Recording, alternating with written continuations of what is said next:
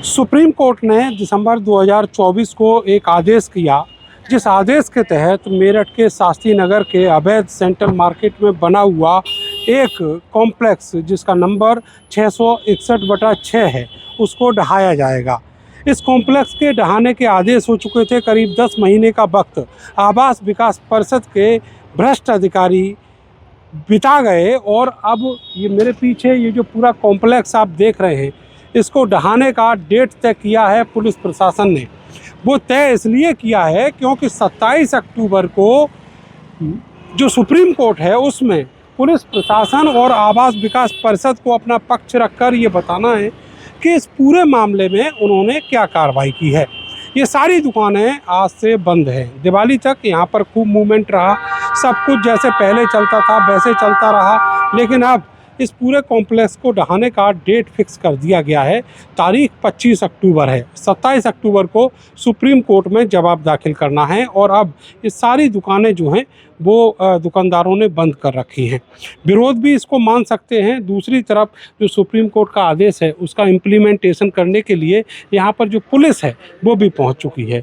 Police जो दुकानदार हैं उनसे पूरे मामले की जो वस्तु स्थिति है वो जान रही है। इसके अलावा जो आवास विकास परिषद और जिला प्रशासन के बीच में टाई अप हुआ है उसके अनुसार जो भी स्थितियां 25 अक्टूबर को यहां पर रहेंगी उसके लिए भी दुकानदारों से कहा जा रहा है। कोशिश ये है कि पहले इस पूरे कॉम्प्लेक्स को खाली कराया जाए, उसके बाद इसका ध्वस्तीकरण कराया जाए, लेकिन ये उतना आसान नहीं है जितना मैं आपसे कहे दे रहा हूँ या फिर जिस आसानी से पुलिस और प्रशासन और आवास विकास परिषद ने ये टाइम फिक्स कर रखा है, डेट फिक्स कर रखी है। क्योंकि ये जो दुकानदार हैं करीब करीब 2 दशक से ज़्यादा का वक्त हो चुका है, यहाँ पर अपनी आजीविका चलाते हैं। और एक जो पिटीशन था वो फाइल हुआ था पहले हाई कोर्ट में और उसके बाद वो पिटीशन की अपील सुप्रीम कोर्ट में हुई, जिसके बाद दिसंबर 2024 में आदेश आया था। अब स्थिति ये है कि 22 लोगों के खिलाफ जो यहाँ के दुकानदार हैं मुकदमा भी दर्ज हो चुका है।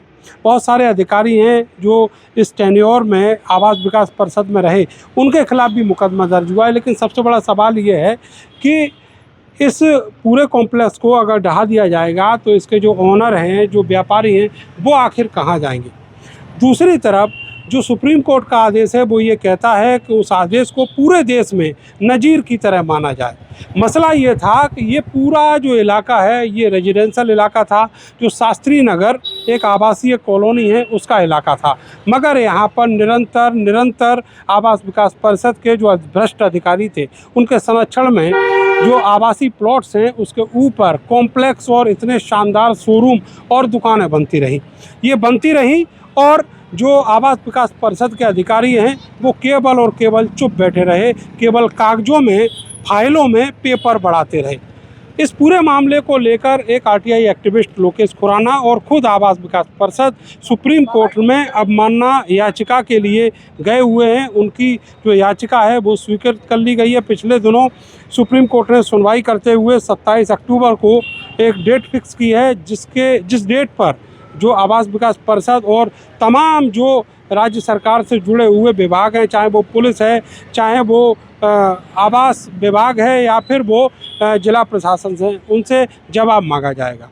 तो अब सवाल ये है कि केवल ये मार्केट जो है वो टारगेट पर आया है पुलिस प्रशासन और आवास विकास परिषद के, मगर यहाँ पर करीब करीब 5000 से ज़्यादा दुकानें हैं जहाँ पर पूरा बाज़ार जो है वो बसा हुआ है। आपको दिखाते हैं, आप इधर चले जाइए कई मीटर तक, करीब 1 किलोमीटर तक, और मेरे पीछे जो है वो 1 किलोमीटर तक, और इसके चारों तरफ रेडियस में जब आप घूमेंगे आपको चारों तरफ सेंट्रल मार्केट नज़र आएगा। ये पूरा सेंट्रल मार्केट जो है वो यहाँ रहने वाले जो ओनर थे उन्होंने डेवलप किया। ये सारे कोठियाँ हैं जो आसपास दिखाई दे रही हैं, लेकिन आज यहाँ पर बड़े बड़े कॉम्प्लेक्स और शोरूम खड़े हुए हैं।